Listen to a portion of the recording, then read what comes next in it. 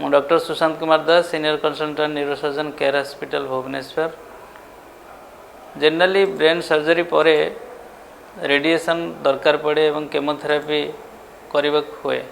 एवं ये total course complete होला परे जनरली प्रथम 3 मास पर आम पुणी एमआरआई करूँ जो थे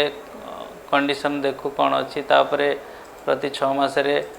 एवं वर्षे पर पुणी इयरली आम मैंने करी फॉलोअप करूँ जदि मझे किसी इनक्रीज इंट्राक्रैनियल प्रेशर साइन आसे बा किसी नुआ सिम्पटम आसे सीजर आसिला बा डिटोरिएशन ऑफ न्यूरोलॉजिकल साइन सब आसिला से सब देखी मझे इन्वेस्टिगेशन करूँ किंतु रूटीन हिसाब रे ये भली प्रोटोकॉल रे आम फॉलोअप करूँ एमआरआई रो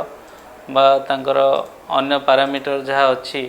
नॉर्मल इन्वेस्टिगेशन करी ताकू से भाव में चिकित्सा करा जाए।